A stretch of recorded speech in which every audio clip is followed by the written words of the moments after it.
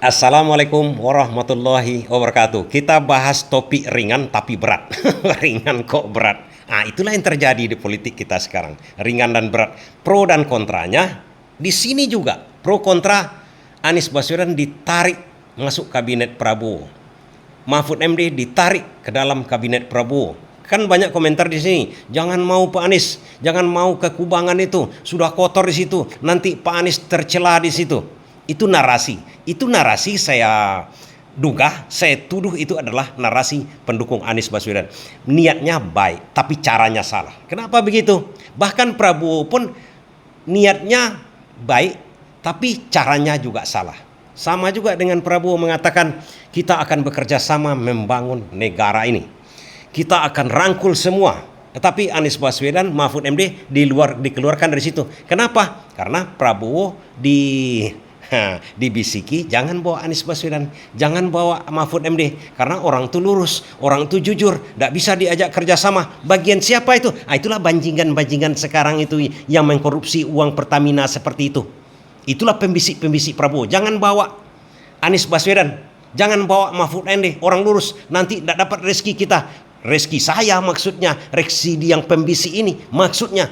Itu yang nampak sekarang. Sekarang saya buatkan sebuah analogi dulu. Pernahkah kawan-kawan mendengar cerita sekarang dulunya? Ceritanya begini. Seorang yang sangat yakin, taklid kepada ya Tuhan, bahwasanya yang menolong dia itu hanya Tuhan. Sekali berlayarlah kawan yang sangat fanatik. Pendukung Prabowo dengan pendukung Anies Baswedan juga seperti itu fanatiknya itu. Fanatik. Pendukung Prabowo nanti saya jelaskan kepada kawan-kawan yang tak membolehkan Anies Baswedan dengan Mahfud MD masuk ke dalam. Jadi orang ini yang percaya taklid, fanatik betul kepada Tuhan, bahwasanya tak ada selain dari Tuhan yang bisa menolong dia. Berlayarlah dia, karam kapalnya di tengah terombang-ambing di lautan, lewatlah gabus. Gabus itu lewat sama dia, gabus besar ini, bisa diapung, bisa dia naik ke atas. Ini bukan Tuhan, dibiarkannya lewat. Dia berenang lagi, berenang kecapean dia, lewat kayu besar, bisa kita naik ke atasnya, bisa bercamping pun di atas itu bisa. Tapi ini Tuhan, bukan Tuhan. Terus yang ketiga kali datanglah perahu nelayan. Berkelap-kelip karena sudah tengah malam kan. Udah kecapean dia. Hei, naik kau, kata nelayan itu. Tidak mau dia. Nah, lari dari situ. Udah kecapean dia lari. Mampuslah kau, pikir nelayan ini kan dengan perahunya. Begitu dia meninggal, mati. Kemudian dia tanya kepada Tuhan, kenapa engkau tidak menolongku? Padahal aku sudah taklid, aku sudah dukung masa pemilihan kepada presiden juga. Saya sudah taklid betul kepada engkau. Wih, lontong pecal, kata Tuhan kepada si ini yang udah meninggal ini kan. Itu gabus yang kukirim itu apa itu? Itu kayu yang kukirim itu apa itu? Itu nelayan dengan perahunya kukirim untuk kau. Kau yang tak mau memanfaatkan. Apa hubungannya dengan yang sekarang? Prabowo sekarang sudah diambang kebangkrutan negara itu. Pidato dari Menteri Keuangan menyatakan begitu, defisit dari defisit. Kawan-kawan yang di bidang ekonomi pasti mengerti. Negara kita ini, bahkan di Riau gubernurnya ini sudah memaki-maki. Banyak anggarannya yang tidak ada, nol. Tahu artinya nol? Bahkan Menteri kata Prabowo sekarang tidak gajian. Coba bayangkan lucunya, hancurnya negara kita ini dari segi ekonomi sekarang. Katanya penghematan. Kenapa ada orang-orang yang membisiki Prabowo supaya Anies dan Mahfud tidak dimasukkan ke dalam? Kita melihat rekam jejaknya hanya Mahfud MD dengan Anies Baswedan ini bagaimana? Seperti dalam masalah keuangan defisit, anggaran yang terbesar itu apa? Pajak kawan-kawan. Pajak kita itu defisit 31 triliun. Wow, gawat. Dan ada program untuk pajak, aplikasi yang diluncurkan untuk pajak namanya Cortex dengan anggaran 1,3 triliun sekarang tak berfungsi untuk memudahkan orang-orang untuk membayar pajak agar pajak itu tidak dikorupsi, pajak itu tidak diselewengkan seperti Rafael Alun, Ferry Sambodo, kemudian Gayus Tambunan, banyak lagi. Supaya jangan digitukan, program ini tak jalan. Apa artinya di situ? Bisa-bisa memang gagal atau digagalkan agar tidak bermain dalam perpajakan. Karena instansi pajak itu sejak Sri Mulyani menjadi menteri tak pernah boleh diperiksa oleh Sri Mulyani, oleh BPK. BPK itu Badan Pemeriksa Keuangan. BPKP, Badan Pemeriksa Keuangan dan Pembangunan. Itu diwajibkan oleh negara, wajibkan oleh konstitusi untuk memeriksa seluruh instansi di Indonesia ini, kecuali Dirjen Pajak, instansi pajak. tak dibolehkan oleh Sri Mulyani. Apa artinya di situ? Perlu kita curigai, apalagi dalam keadaan defisit sekarang ini. Kenapa harus Anies Baswedan? Nah, tujuan daripada kita ini sekarang memasukkan duit itu untuk apa? Apa sekarang yang jadi masalah besar sama Prabowo? Apa sekarang? Keuangan negara. Tidak cukup. Hancur negara ini kalau tidak ada duit. Mau ngapain? Anda aja lah. Kalau tidak dikasih uang lah untuk mengerjakan sesuatu, ngapain ku kerjakan itu? Secara sederhana. Begitu juga Prabowo sekarang. Capek pun dia mengatakan penghematan, segala penghematan. Uang masuk tak ada. Uang masuk nol. Uang masuk defisit. Hancur sudah. Nah, tujuannya sekarang ini untuk mempertasangkakan. Apa sebenarnya tujuan kita untuk menangkap koruptor, untuk mengungkap kasus korupsi? Tujuannya satu, bukan memenjarakan orang itu, kawan-kawan, bukan. Kita ungkap korupsi yang besar-besar, Timah, Pertamina, tujuannya satu, mengembalikan kerugian negara yang dirampok oleh banjingan perampok koruptor itu. Pencuri, maling itu, rampok itu, banjingan itu, kita balikkan aja.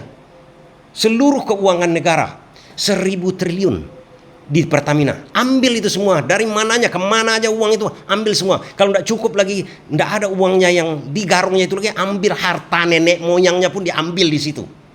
Itu tujuannya sebenarnya. Anies punya konsep di situ. Makanya harus Anies yang dimasukkan situ. Kenapa Mahfud MD? Mahfud MD juga berani dalam hal itu.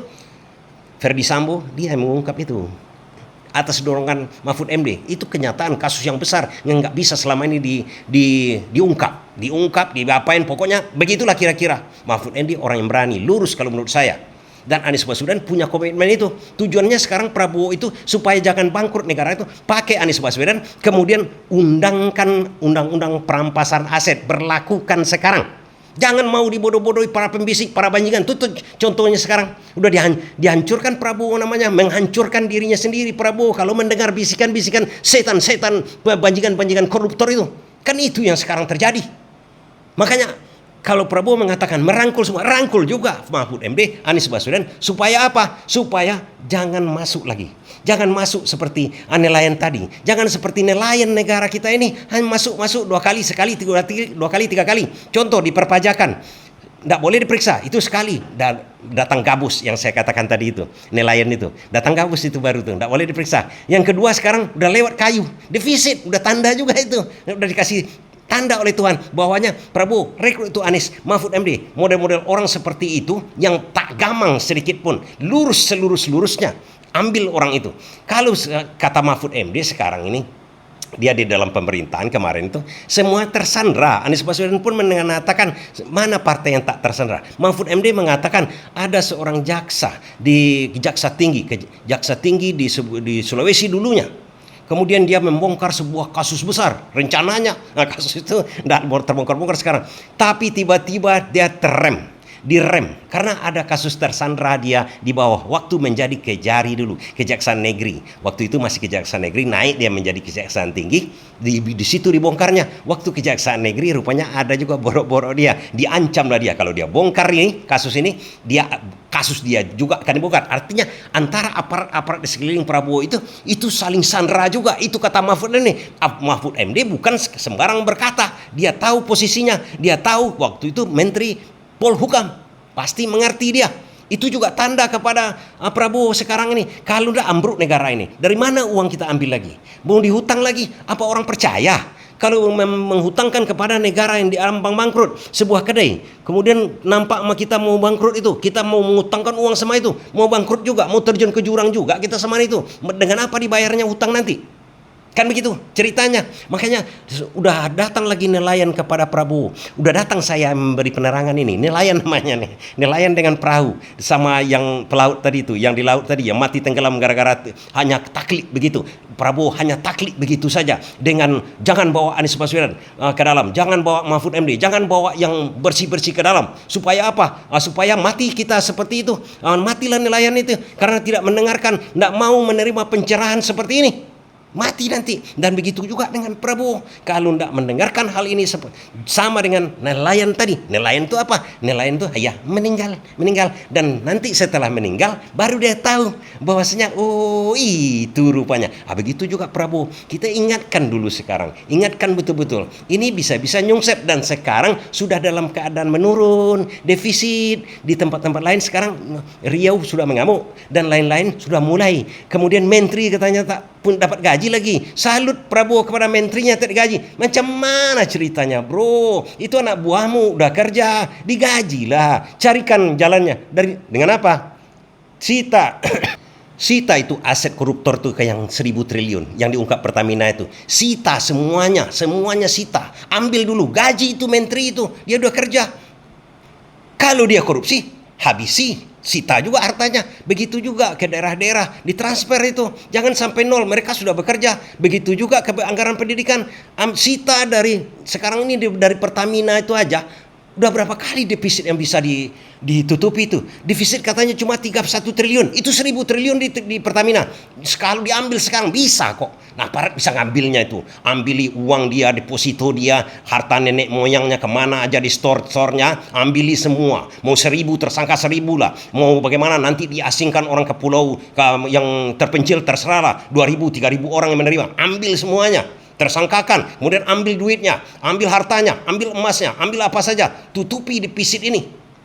Kan gampang, makanya tapi orang yang melaksanakan harus seperti Anies Baswedan dan Mahfud MD karena mereka tak tersandra. Kan jelas dan komplit saya katakan kepada Prabowo agar nanti seperti kata Tuhan kan, itu gabus ku kirimkan sama kamu, akhirnya kayu kukirimkan sama kamu, kemudian nelayan katanya. Saya sudah ingatkan sama Pak Prabowo, presiden tercinta kita kan.